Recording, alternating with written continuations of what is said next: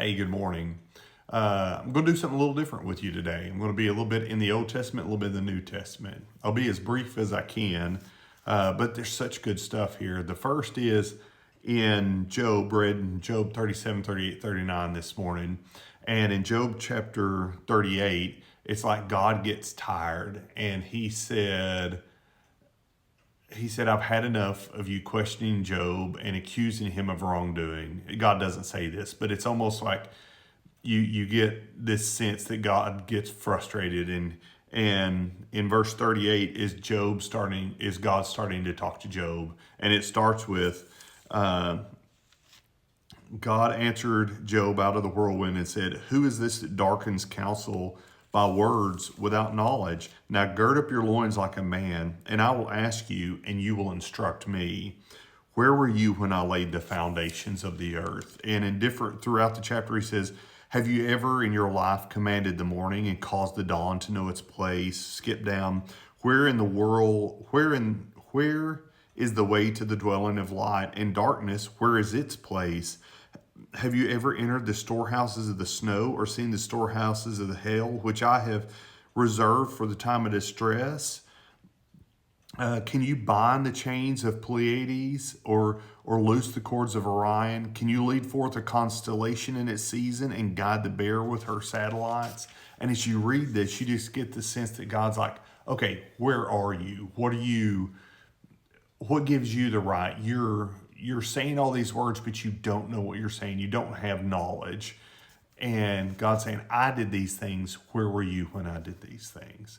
It's an important reminder for us in that we're not God and we don't know what God knows. The Bible in another place says his ways are not our ways and his thoughts are not our thoughts.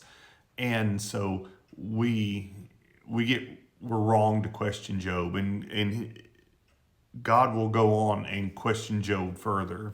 The next thing I want to take you to the Old Testament or to the New Testament in 2 Corinthians chapter 5, verses 6 through 10 are some of the best reading in the Bible.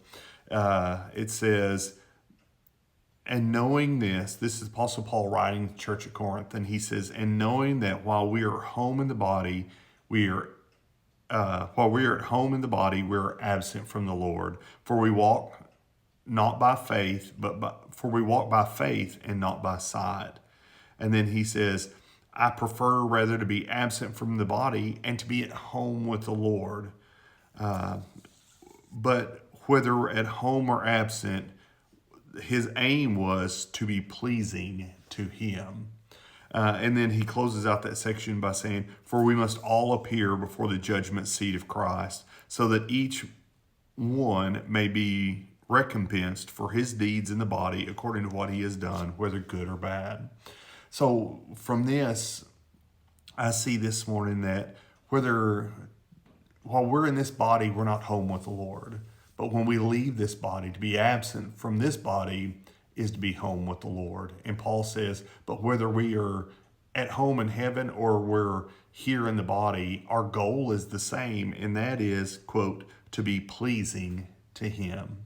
I hope this is encouraging to you today. I hope you take just a few minutes and think about these things, God's plan and knowledge and his ability compared to what we can see from our minuscule view, and then that all that we do should be pleasing to God. Just like Job's life was, it was pleasing to God. And even though bad things happened, he was still pleasing to God.